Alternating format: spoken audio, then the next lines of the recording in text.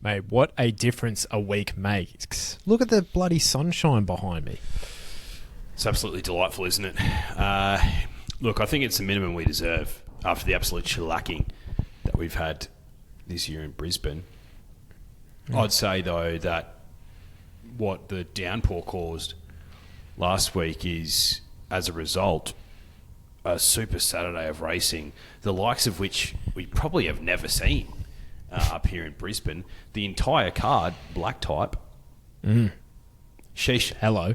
Nice to meet you. Really good to see you again. Yeah, Actually, for the first time. I know, Stradbroke Day is pretty good. It's one of my favourite days of the year, but this is right up there. It almost makes me think, like, just condense all of them. You know what I mean? Just do it all at once. Yeah. I think so. Look, we're not in dire straits like Adelaide yet. Like we're not that bad. Not even close. But I think we're a bit spoilt this weekend. I'm looking forward to it. I'm getting out to the track, drifters. So there'll be a lot of fanfare. Will there be content coming from the track? I'd probably have to download Instagram again, wouldn't I? That'd probably help, wouldn't it? It might help. Yeah. That would make a difference. Yeah. All right, should we get cracking on? Because I have a family dinner that I need to get to tonight. So Yeah. And we've got a lot to get through, so... Yeah. Let's just... All right. The Show of Heart, presented by Nova 106.9. The 1,500 metre contest listed level for the 2-year-olds are set weights. Any firm opinions here? It's a really hard race, typically with these 2-year-olds. But there is a horse that I will have a shilling on each way, and it's purely because of the ownership group, and that's number 17, Highgrove Rose. Little King's Legacy filly that Jack Bruce trains.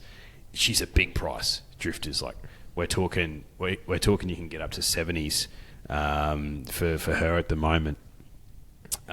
Didn't like the heavy track last start. She was also stuck on the rail. Look, I'm not saying that she comes in and bolts in this race, but I think she's a one for multiples, absolutely. Sunrays, the favourite, will be hard to beat, I think. But she's short enough for a 2-year-old race like this, I think. Gotcha. Okay. Well, best of luck to the connections, and I'll tell you what, I think everyone at Eagle Farm would be praying that this thing gets up, because there could be shouting of the bar if this thing wins, just knowing the ownership. Yeah. Yes. Special shout out to, obviously, we know Sneesby Racing has significant interest in a lot of horses, but special shout out to number one ticket holder of the On the Drift fan club, Jess Mitchell, who's also got a share in Highgrove Rose. So I hope it goes well.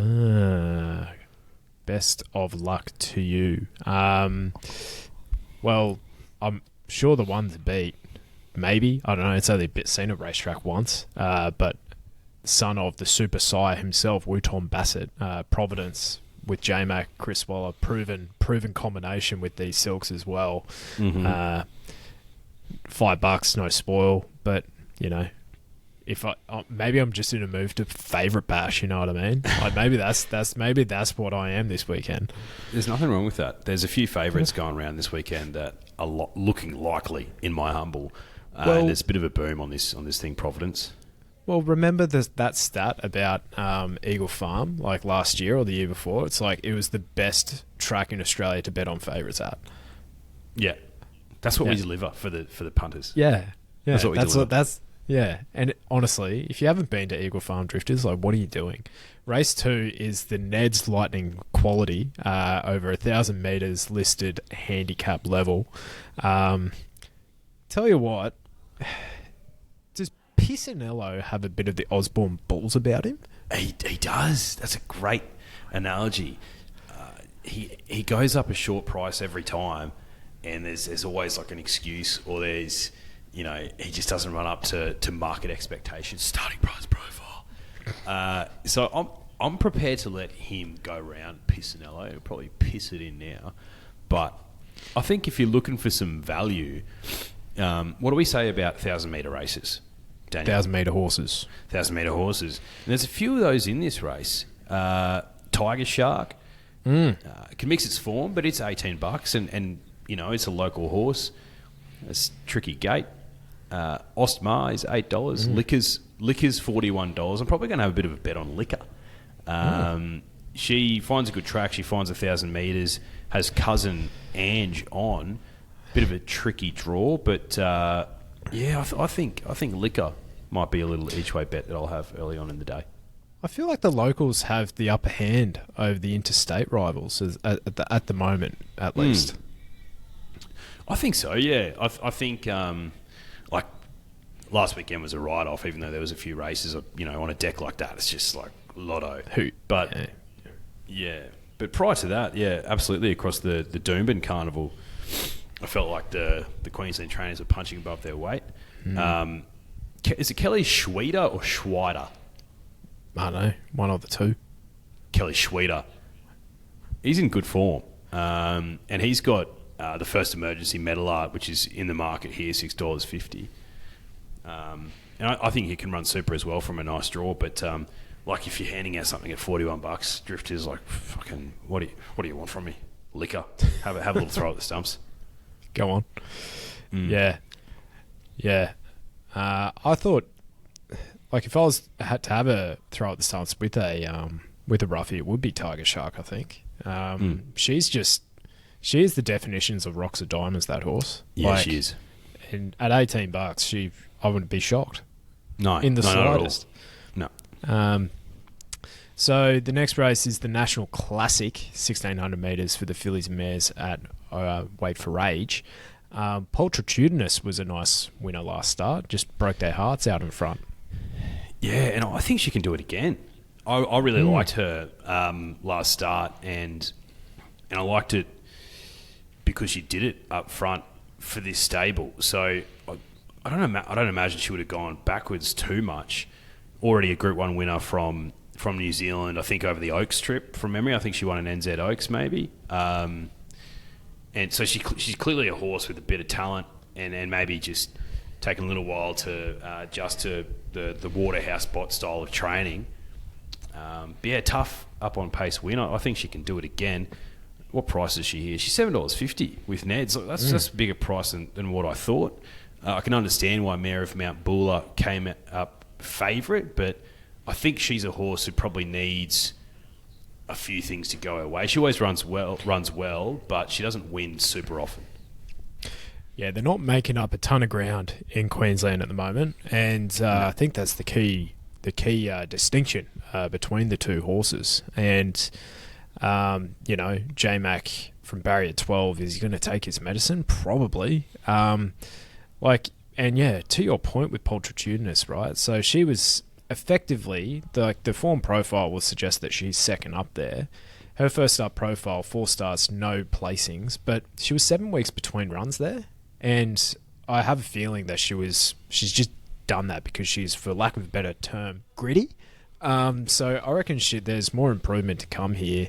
Potentially looking for a little bit further, but I don't mind her staying the mile if she's still a bit fitter as well. The other horse that I'll have a little bit of an eye on is Vibrant Sun. She wasn't the worst at 1,400 metres at Scone, so I reckon she might be an improver as well. Yeah, absolutely. And shout out to the boys on Wolf Den, Kingsley Bartholomew, the King Zone. It's probably worth going back and watching their show from last week. He did a bit of a deep dive into Chris Waller and the season he's had, which is the win percentage and the ROI is significantly lower than what it has been in previous years. And no knock on Chris Waller, obviously he's a master trainer and he could break the Group 1 record this season. So outside of Group 1s though, I think if you're looking at his horses, particularly when they draw a gate in a double digit gate, the ROI is just absolutely atrocious. They tend to go back and don't run on well enough. So no knock on Chris Waller, but just just worth watching that episode, I think, from the Wolf Den Boys last week, because it's really interesting. And if you're trying to make money on the punt, they're the sort of things that you need to take note of.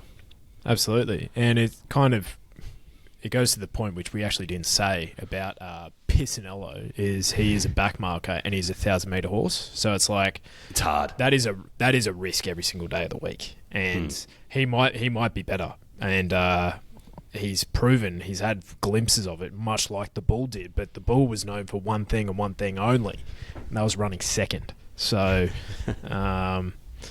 yeah, all right, let's have a look. The Moreton Cup, 1,200 metres, Group 2, set weights, penalties.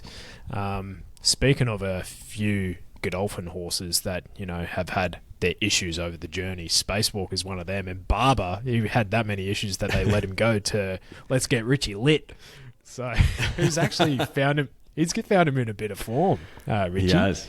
Yeah. But I don't know. I thought A Little Deep was a really good bet here. I think A Little Dip's a little dip.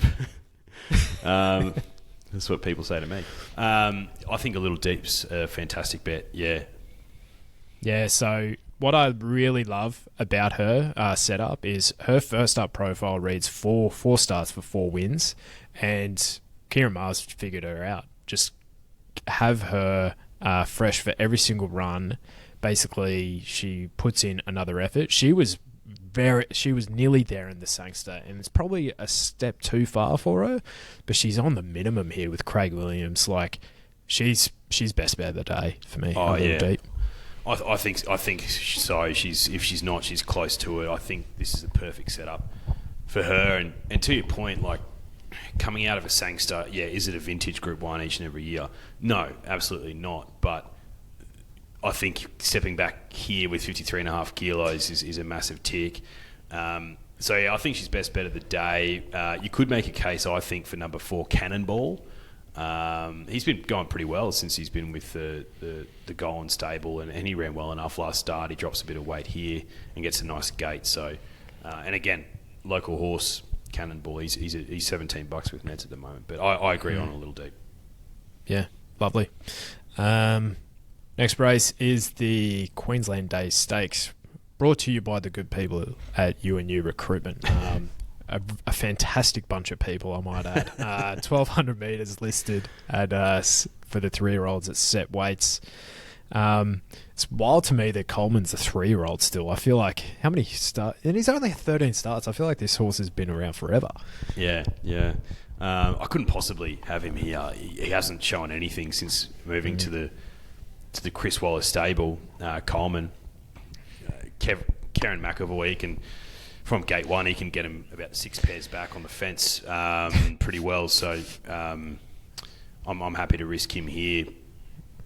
I think it's a bit of a tricky race outside of that, though. I think Amelita back on a dry deck with Tommy Berry on from a nice gate can run well at $8.50.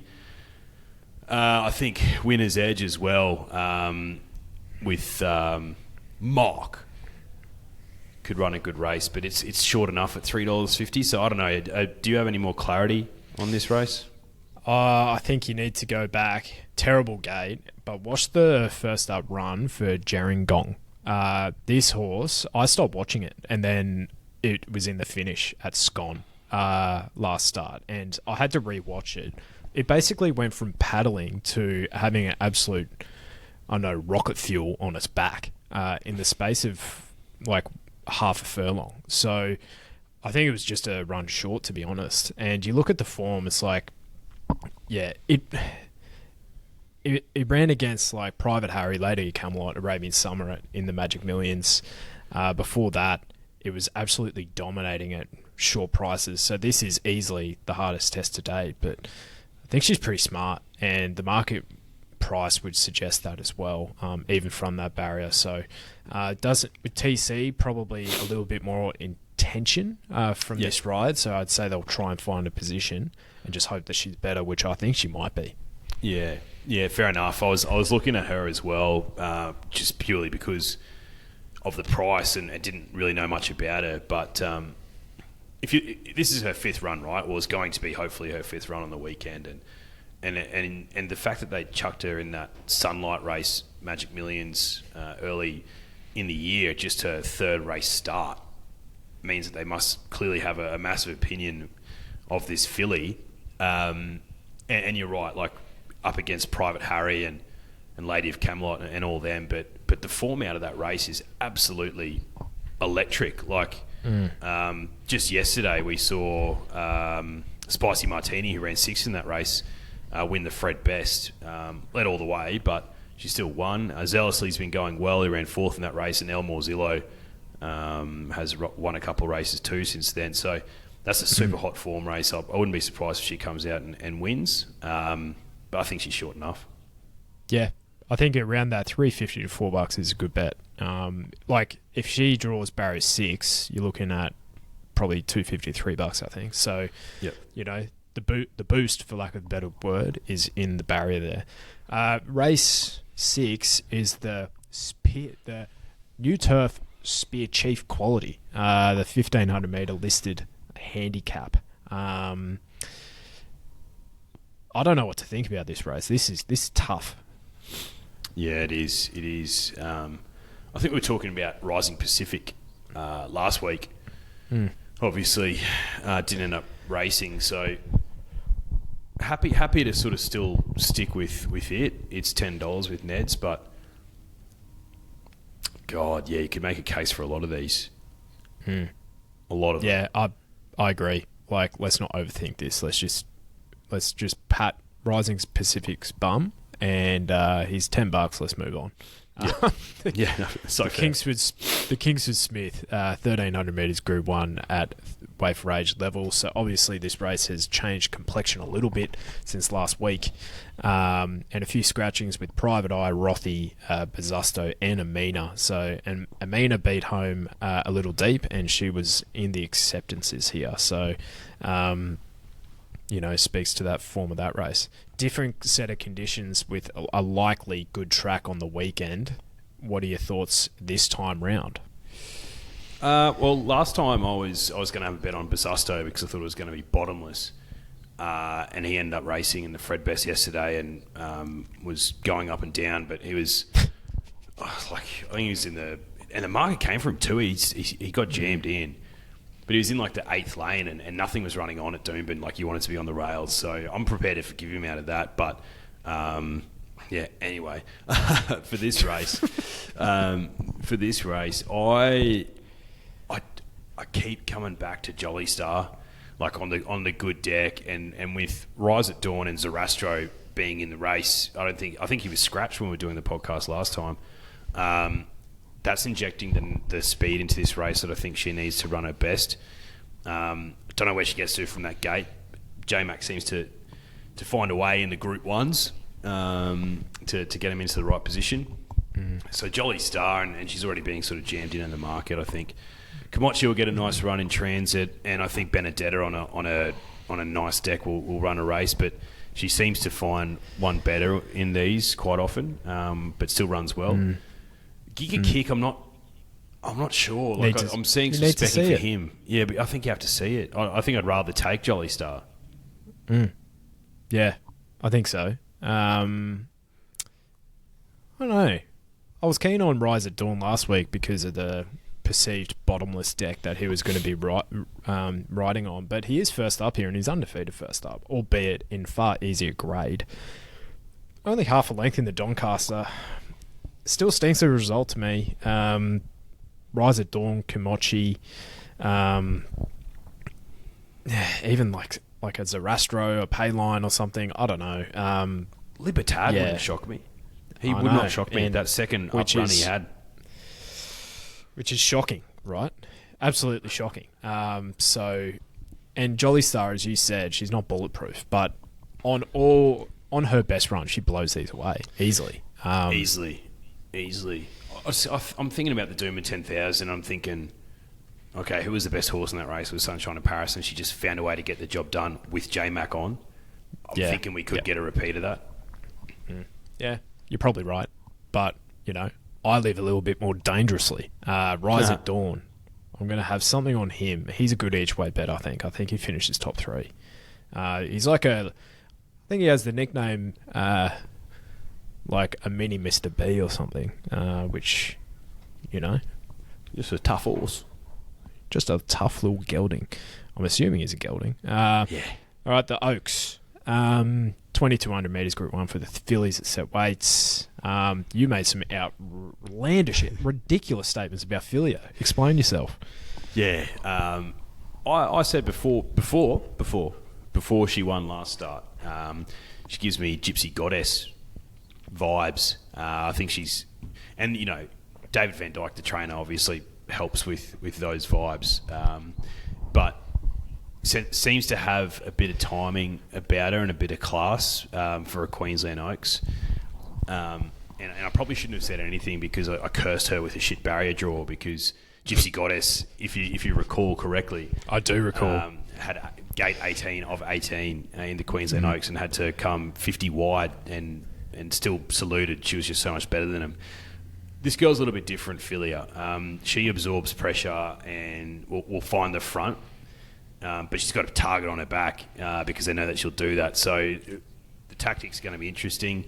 I've got zero faith in Karen McAvoy, to be honest. But I'm still keen on her for this race. I think she's one who's doing this, and I think she's one who, as a 4-year-old mare, will be in our better races. Whereas I don't think I could say the same for a lot of these,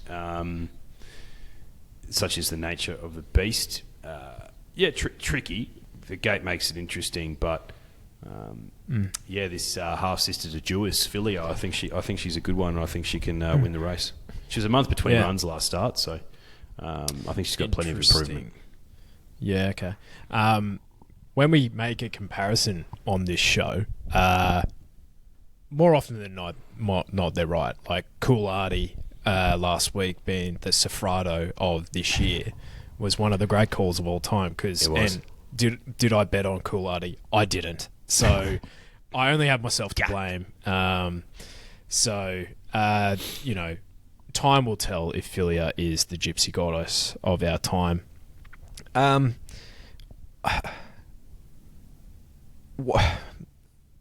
Pinito for Godolphin? Like, I could see this horse winning. What about Amplify? Like... This horse, Kieran trained, like, he did it last year with Sox Nation, only horse in the race. Like, do we get those vibes that it could happen again? Absolutely. She was $1.55 when she won in Bathurst 2 starts ago in a Class 1, and then Bro decides to chuck her in the Gold Coast bracelet that Pinito won. And she went out $15 and was better than pretty much everything else bar the winner. So, yeah, definite Kieran Maher, Sox Nation, King Colorado type vibes. She could peak on the day, absolutely. Wouldn't surprise me. She's $51. Like, have a shilling on. Yeah, not the 150s that Sox Nation was last year. The daughter of Microphone. Yeah, I might add. So he was in the market before he got scratched in at Coolmore. So who knows what if she'll run it out. I think Godolphin's got rid of Microphone. I think he's standing at start overseas. Yeah, interesting. There you go. Oh, we were talking about Stormboy. Do we know if he won the other week? He ran dead last. Dead last. Mm-hmm. Wow. Fascinating. Wow. Gee, I wonder if that like puts Coolmore's like investment plans like in lights, you know what I mean? That's crazy. Yeah, oh God. They just like to spend money on colts. Their $3 million filly though got beat Wednesday, or got beaten yesterday by I think it was like a $20,000 bargain buy like 3 lengths at Warwick Farm yesterday. So, you know what I mean? Is that like the In Secret model where they actually buy one, or? Yeah, they bought this filly. I think it was the daughter of Booker. So the daughter of I'm Invincible and Booker. They spent $3 million on it, and she ran second on debut. Which you know, as a 2-year-old, that's great, but. Racing's the great leveller. I would have, well said. All right, what about the Queensland Derby then? 2,400 metres, Group 1 for the 3-year-old set weights. I think there is a few fillies in here, which is fascinating. Belle to Tell, Feminile, and Chase Your Dreams as well. Are you team girls, team boys?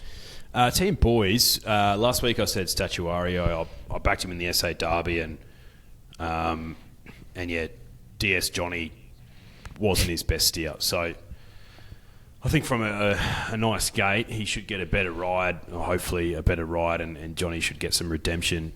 He should have won that race. So I'm prepared to stick with him. I think Belle to Tell can bounce back again. Like, wide barrier, J-Mac, like in a lead-up run last start, she had way too much to do, and clearly it was just a pipe opener for this. And yeah, she's got a shit gate again here, but it's a Group 1, so they actually will probably show some initiative. And I think if she gets a nice run in transit, she could blow these away, being the three-quarter sister of Very Elegant. So I think the market's pretty right, but wouldn't shock me for a $20 pop to win this at all. Wouldn't shock me. Yeah, Mason Lewis, is he the right one? Like for Johnny O'Shea, Benny Mellon, Barry 4 should get an absolute kissed on the dick sort of run. Like the son of Super Seth, not a noted stayer of note, but like his prep's been pretty good from the mile out to 1900. Was impressive in the rough habit, just didn't really threaten there, but was only beaten 2 lengths on a heavy deck there too. So I think back on good ground he should improve. So $27 is a big price for him. Lavalier, I've kind of got cold feet. I think he might be better with the cut out of the ground, looking at his profile as well. But if he wins, I'll be a little bit sick, but so be it, you know. Yeah. You're going to be sick sometimes. You do. Of the locals, I think for Tony and Madison Sears, number 5, Bo Dazzler, he's 31s. I thought he was fantastic first up for a horse clearly looking for further, and then a little bit disappointing the next start, but prepared to forgive. If we're playing exotics, which, please, I think he's one that has to go into the quaddie, Bo Dazzler. Yeah. Okay. The Helen Coghlan Stakes is the last 1,200 metres listed for the fillies and mares, same as last week at set weights and penalties. One horse I did miss that I think the Brisbane Bully actually put up was Tashi. I think she's a smart mare, 5-year-old mare now as well.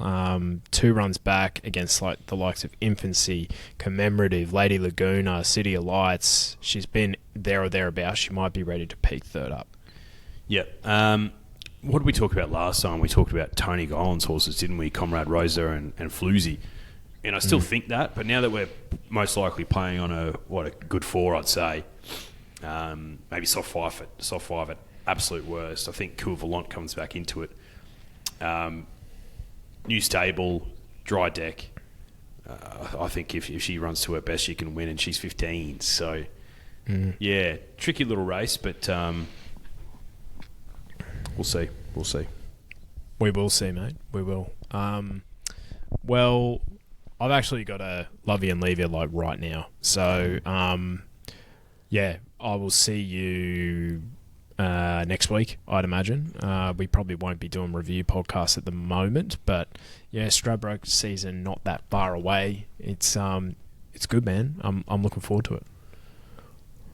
We're sport for choice up here. It's the best place to live on earth. Yeah. Do with that information while we're drifters. Yeah. All right. See you, drifters. See you, drifters.